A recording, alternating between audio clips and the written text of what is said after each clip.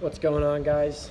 I know it's been a while, but I'm back. So, uh, as you might notice, I'm in kind of a different area. This is the new shop that I work on. Little life update. I ended up moving from Georgia to Massachusetts. Me and my fiance. I don't know if that was a thing in the last video or not. I don't really remember. But anyway, a lot of stuff's happened in my life. So I'm kind of progressing professionally, and I haven't had a lot of time to post or, just do anything regarding my truck build. So I'm jumping back into it. I work at a place called Mendon Performance Machine up here in the little town of Mendon, Massachusetts. And yeah, so I'm gonna start getting back into the build a little bit. As you guys can see, this pile of parts is mine. I've kind of been going crazy over the past month trying to save up for some stuff, but I'm gonna go through this today with you guys, as well as a little bit of block prep. This is my Dart 400 base small block build. So yeah, today I've kind of been working on some deburring of the oil drain holes and the oil drains from the cylinder heads. As you can see, I kind of polished the casting here to kind of help it flow better. I'm gonna do that over here where I marked it, as well as right here. I also went ahead, I didn't do this on camera, but I went ahead and ported my cylinder heads. So they're all done up kind of nice. I don't know if I've mentioned that before, but I do all my own porting and machine work. So I think this was the one that was hurt. I wish I had a before and after, but there is the hurt cylinder. You can see some of the thread stampings that are still in it, but you know what? It's gonna live.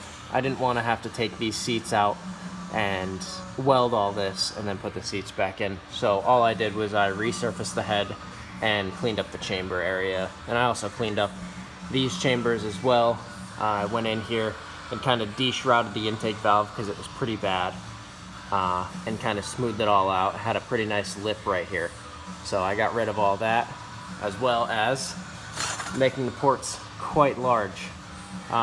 They use a Felpro 1206 gasket, intake gasket, which I have here, as well as a Cometic head gasket, which I have not ordered yet, but I'm kind of getting there.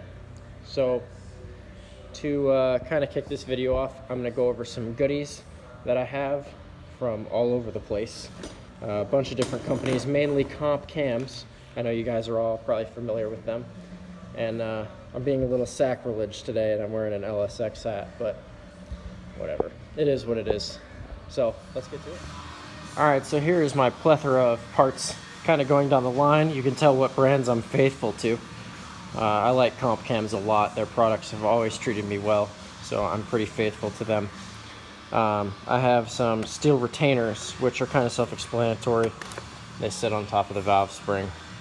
Some 10-degree locks to match these 10-degree retainers, and some spring seats that are 40 thousandths thick, because when you put a valve spring on an aluminum head, you need a steel seat for the valve spring to sit on. I have some 1.5-inch springs. They're dual springs. They're going to give me plenty of pressure for my solid roller cam that I'm going to be running, which I do not have yet. I'm kind of disappointed. Moving on to the more exciting stuff. This is some of the expensive pieces. Oh, I got a, just cam lock plate. Basic stuff. Again, from comp cams. This was a very expensive purchase. These are the Endurex Performance Solid Lifters.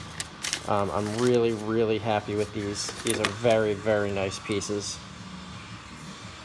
And I definitely paid a price for them, but it's worth it.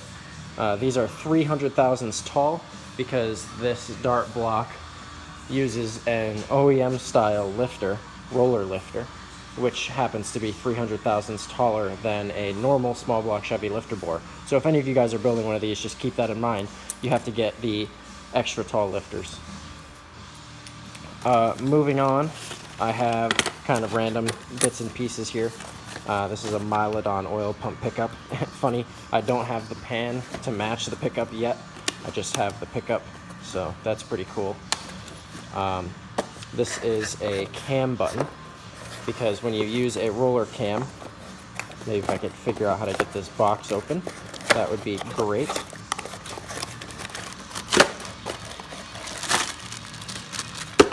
Well, when you use a roller cam, you have to have a cam button that sits on the end of the cam, and it kind of bounces back and forth against the timing cover. I also have a very nice low buck Speedmaster aluminum timing cover. You can see that's where the cam button rides, right there. So the cam kind of butts up against this and bounces against it as the engine runs. It's just the nature of a roller camshaft in any engine. I have something that's not really known by many people, but when you get into this more extreme camshaft stuff, you have to use, if you're going to drive it on the street, what's called a rev kit. And what this does is this sits on top of the lifters. You have 16 of these little springs, and each one sits on top of the lifter. And what that does is, with a solid cam, your lifter actually has lash. So when you're idling, the lifter bounces off the camshaft just a little bit. And these help hold them snug. It sandwiches the lifter with the head using springs. So I can idle this thing around and drive it around town without having to worry about my cam wearing out, which is pretty awesome. I like that. To complement these, I also have a set of stud girdles, which are made by Wild Wilford Engineering out of Atlanta, Georgia. I got these when I lived down there. Very nice billet pieces. One of the best guys to make these in the industry. I really like this design. It's aluminum, and it's really strong, and it uses a 3/8 bolt instead of like a 5/16 like most of the comp cams and Proform ones that you can buy online. So I really like that. That's nice. I have my 7/16 rocker studs, my ARP crank bolt, 1206 Velcro gaskets, like I said earlier, and probably my favorite part right here are these 1.6 ratio Scorpion rockers. These are beautiful, beautiful billet rockers. I'm really excited about these. So I also have a little bit more details on the cylinder heads. These are a 62cc, or they're a 64cc casting that I milled to a 62cc chamber with a 202 intake and a 160 exhaust. The only thing I'm waiting for to get these done are some bronze guides. And then they have a 200cc intake runner, which are going to make them flow really nice, especially with the port work that I have done to them. I'm keeping the brand name a secret. I milled it off the ends. And yeah, so this Soul 400-inch small block is going to be a blast. This thing's going to be fun. Oh, last but not least, the cherry on top, the Brodix HV1000 intake. This thing's really sick. It's really tall. I like it. But yeah, that's all the parts for now. I'm going to get into shaving this stuff down a little bit more and cleaning this up, making it look all nice, and I will get back to you guys when that's all done. Alright, so here it is. It's pretty much a simple concept. I mean, oil drainage isn't really the most exciting thing in the world. So basically, in the corners of your cylinder head, this is where the oil drains back into the engine. What I did was I just took my my die grinder, and I have this big sanding bit on it. Here's my grinder. But I got this big sanding bit on it, and you get in here and you just polish the casting up. And what that does is it's going to make the oil slide down this really fast at high RPMs instead of getting stuck in the casting. Not that it's going to, but it just ensures that it doesn't. And on a solid roller engine like this one, it's really important to have oil going through these vents, or just the casting right here in the valley. These are oil drains from the top end. And it's really important that oil flows down through here because on a solid roller lifter, or these lifters in particular, the only thing that lubricates the roller is windage. And windage is it's basically the oil that's slinged around by the crankshaft. And it gets lubricated by the oil that comes from the top end down. So by opening these ports up, these were really closed actually. I think I have a dart block right here where I can show you what they look like before. This is a similar block, but actually this one's not too bad. But you can see how it's got this rough casting, and it's just like, it's kind of got an edge on it. And what you do is you just take that edge off, and it makes it a nice smooth transition down into the cam bore area of the block. Now, by doing this, it's not only going to help evacuate the oil from the cylinder heads, but it's going to lubricate the camshaft, which on this solid roller street engine is very, very important. It's one of those little details that not a lot of people do, and it makes it a really nice piece. And I'm trying to make this thing last as long as possible. Another thing that I don't think I've mentioned to you guys is this is a billet main cap, splayed main, 4-bolt main with studs. So this thing is extremely strong.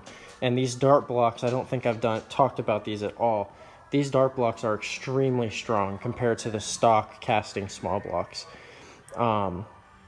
As you can see, it's already clearanced for a little bit of a stroke, but I'm gonna have to go in here and take a lot of this oil pan rail out, as well as some of this bottom of the cylinder on each of the cylinders to get ready for my big stroker crankshaft that I'm gonna put in here.